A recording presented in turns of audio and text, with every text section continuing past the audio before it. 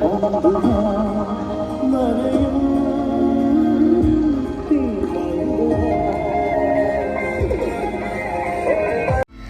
all, Assalamualaikum. Welcome back to my YouTube channel.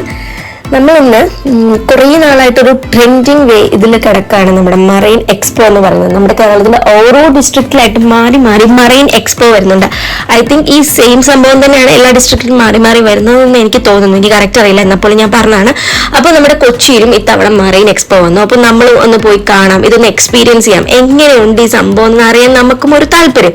അങ്ങനെയാണ് നമ്മൾ marine എക്സ്പോക്ക് ticket എടുത്തത്. 120 റുപ്പീസാണ് പെർ ഹെഡ് ടിക്കറ്റ് വരുന്നത്. അപ്പോൾ ഇതിൻ്റെ മെയിൻ എൻട്രൻസിൽ തന്നെ ഒരു വലിയ ഫിഷ് പൊളിച്ചിരിക്കണ പോലെയുള്ളൊരു ഇതൊക്കെയാണ് മെയിൻ എൻട്രൻസ് ഒക്കെ വന്നിട്ടുള്ളത്. അപ്പോൾ ഈ ഫിഷിന്റെ ഉള്ളിലേക്ക് ഒരു ഗുഹ പോലെ കയറി പോകുന്ന പോലെയാണ് അവർ സെറ്റ് ചെയ്തിട്ടുള്ളത്. അതൊക്കെ നല്ല ഭംഗിയുണ്ട് കാര്യമായിട്ട്. ഓക്കെ, അപ്പോൾ ഇതിൽ മെയിൻ അട്രാക്ഷൻ എന്ന് പറയുന്ന ഒരു മത്സ്യകന്യകനെയാണല്ലോ ഒരു മെയിൻ ആയിട്ട് അഡ്വർടൈസ്മെന്റിൽ കൊടുത്തിട്ടുള്ളത്. അപ്പൊ അതൊക്കെ ഒന്ന് എക്സ്പീരിയൻസ് ചെയ്യാൻ എല്ലാവർക്കും ആഗ്രഹം ഉണ്ടാവും. അപ്പൊ ഞാൻ ഇന്ന് ഒരു full genuine review, 120 rupees worth ആണോ ഈ മറൈൻ എക്സ്പോയുടെ ഈ ഒരു ടിക്കറ്റ് എടുത്തത് കൊണ്ട്, നമ്മളിത് കാണുന്നത് കൊണ്ട് നമുക്ക് 120 റുപ്പീസ് വർത്ത് ആണോ, ഈ ഹൈപ്പിന്റെ അത്ര ഉണ്ടോ ഈ സംഭവം എന്നൊക്കെ ഒന്ന് ജെനുവിൻ റിവ്യൂ തരാമെന്ന് വിചാരിച്ചിട്ടാണ് വീഡിയോ എടുക്കുന്നത്. അപ്പോൾ ഇങ്ങനെയാണ് ഈ ഒരു ഉള്ളിലേക്ക് കയറി കഴിഞ്ഞാൽ ഇങ്ങനെയാണ് നമുക്ക് കാണാൻ പറ്റുന്നത്. ഓക്കെ, ഫുൾ അക്വേറിയം ആണ്. അപ്പൊ ഇത് അണ്ടർ വാട്ടർ ടണൽ പോലെയാണ് ഈ അക്വേറിയം സെറ്റ് ചെയ്തിട്ടുള്ളത്. അതായത് മേലെയും ഒരു ഗുഹ പോലെ ഒരു ടണല് പോലെ ആണ് അവർ സെറ്റ് ചെയ്തിട്ടുള്ളത്. അപ്പോൾ മേലെയും ഫിഷ് പോകുന്നുണ്ട്. അപ്പൊ നമ്മൾ ഇതിന്റെ നടുക്കാണ് നിൽക്കുന്നത്. ഇതിനേക്കൊരു ഡിഫോൾട്ട് തോന്നുന്നത് എന്താണെന്ന് വെച്ചാൽ, നമ്മൾ അപ്പുറത്തെ സൈഡിൽ നിന്ന് കാണുന്ന ഫിഷുകളും ഈ ടണലിന്റെ നടുക്ക് വന്ന് കാണുന്ന ഫിഷുകളും എല്ലാം സെയിം ആണ്. ഈ ഒരു ടണൽ പോലെ ഒരു 2 or 3 ടണൽ, എനിക്ക് തോന്നുന്നു 2 ആണെന്ന് തോന്നുന്നു, എനിക്ക് ഉറപ്പില്ലാത്തതുകൊണ്ട് 3, ഇതിൽ കൂടുതൽ ടണൽ എന്തായാലും ഇല്ല. അപ്പോൾ വൈഡ് വെറൈറ്റീസ് ഓഫ് ഫിഷ് ഉണ്ടോ എന്ന് ചോദിച്ചാൽ എനിക്കറിയില്ല. എന്നാൽ പോലും കുഴപ്പമില്ല. ഈ ഒരു ആംബിയൻസ് ആണ് നമുക്ക് ആ ഓരോ ടണലിന്റെ ഉള്ളിൽ നിൽക്കുമ്പോൾ കിട്ടുന്നത്. അതിന്റെ ലൈറ്റിങ്ങും ആ ഒരു സെറ്റപ്പും ഒക്കെ കാരണം ഇങ്ങനെ ഒരു ആംബിയൻസ് ആണ് കിട്ടുന്നത്. അപ്പം ഇവിടെ നിന്ന് നമ്മൾ അപ്പുറത്തെ സൈഡിലേക്ക് നോക്കുവാണെങ്കിൽ അപ്പുറത്തെ സൈഡിൽ നിൽക്കുന്ന ആളുകളെ നമുക്ക് കാണാൻ പറ്റും.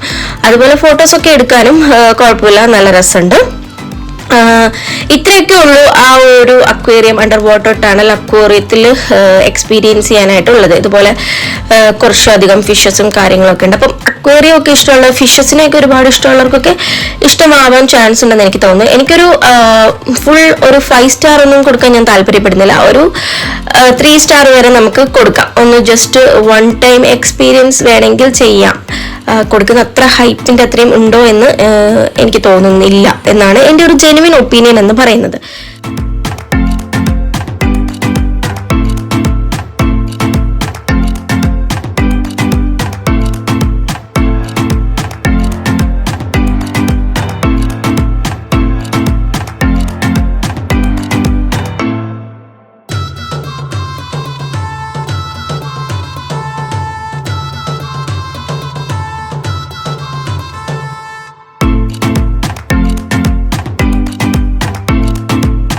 ഓക്കെ, അപ്പം നമ്മൾ അവിടുത്തെ ഫിഷും കാര്യങ്ങളും ഒക്കെ ഏകദേശം കണ്ടു കഴിഞ്ഞു. ഇവിടുത്തെ ലൈറ്റിംഗ് ആണ് മെയിൻ അട്രാക്ഷൻ എന്ന് പറയുന്നത്. അതുപോലെ ഫോട്ടോസ്, നല്ല രീതിയിൽ ഫോട്ടോ എടുക്കാൻ അറിയാവുന്നതിനെ കൊണ്ട് എടുപ്പിക്കുകയാണെങ്കിൽ നമ്മൾ ഒരു കടലിനകത്ത് നിൽക്കുന്ന ടൈപ്പ് ഓഫ് ഫോട്ടോസൊക്കെ നമുക്ക് കിട്ടും. നന്നായിട്ട് എടുക്കാൻ അറിയാവുന്നതിനെ കൊണ്ടാണെങ്കിലൊക്കെ ഓക്കെ. പിന്നെ നമുക്ക് ഇനി നെക്സ്റ്റ് മെയിൻ അട്രാക്ഷൻ, അവിടത്തേക്ക് എല്ലാവരും അട്രാക്ട് ചെയ്യുന്ന ഒരു കാര്യം എന്ന് പറയുന്നത് മെർമെയ്ഡ്സ് ആണ്. അതായത് മത്സ്യകന്യകന്മാർ. നമ്മൾ യൂഷ്വലി എല്ലാ യൂട്യൂബ് ചാനൽസിന്റെയും തമ്മനയിൽ കാണുന്നതും അതുപോലെ ഈ മറൈൻ എക്സ്പോകളുടെ ഒക്കെ പരസ്യത്തിൽ മെയിൻ ആയിട്ട് കാണുന്നത് കടലിലെ മത്സ്യകന്യകന്മാർ എന്നൊക്കെ പറഞ്ഞിട്ടാണല്ലോ നമ്മൾ മെയിൻ ആയിട്ട് കാണുന്നത്. അപ്പോൾ അതൊരു അട്രാക്ഷൻ ആണോ ചോദിച്ചാൽ ആയിരുന്നു, കൊള്ളായിരുന്നു. ആ ഒരു എന്താണ് ഫസ്റ്റ് ടൈം കണ്ടപ്പോൾ നമ്മൾ ഇതുവരെ ഞാൻ അങ്ങനെ മെർമെയ്ഡ്സ് അങ്ങനെ കണ്ടിട്ടില്ല. ഓക്കെ, അവർ ഭയങ്കരമായിട്ട് എഫേർട്ട് ഇട്ട് ചെയ്യുന്ന ഒരു കാര്യമാണത്. അത്ര നേരം വെള്ളത്തിൽ നിൽക്കുക എന്നൊക്കെ പറയുന്നത് ഭയങ്കര ടാസ്ക്ഫുൾ ആയിട്ടുള്ളൊരു കാര്യമാണ്. പിന്നെ ഞങ്ങൾ പോയ ടൈം എന്ന് പറയുന്നത് ഒരു 2 o'clock ആ ഒരു ടൈമായിരുന്നു.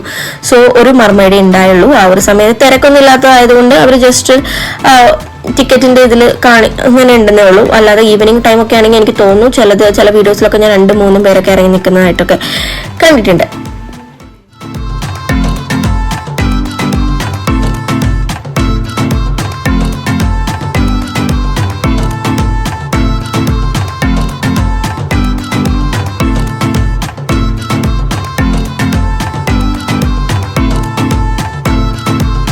ആ ഒരു ഐറ്റം കൂടി അവിടെ കഴിഞ്ഞാൽ മറൈൻ എക്സ്പോ എന്ന് പറയുന്ന ഒരു ടോട്ടൽ ഐറ്റം അവിടെയും കൊണ്ട് അവസാനിക്കുകയാണ്. അത്രേ ഉള്ളൂ അവിടെ.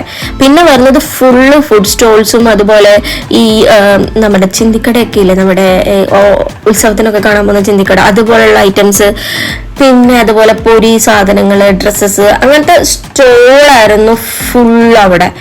എനിക്ക് തോന്നുന്നു 120 rupees കൊടുത്ത് ടിക്കറ്റ് എടുത്തു കഴിഞ്ഞിട്ട് നമ്മൾ ഉള്ളിൽ കയറി കഴിഞ്ഞാൽ പിന്നെയും നമ്മുടെ ഒരു 500,000 എക്സ്ട്രാ ചിലവാകും. കാരണം നമ്മൾ ഇങ്ങനത്തെ സാധനം കാണുമ്പോൾ അറിയാണ്ട് വാങ്ങിപ്പോകും.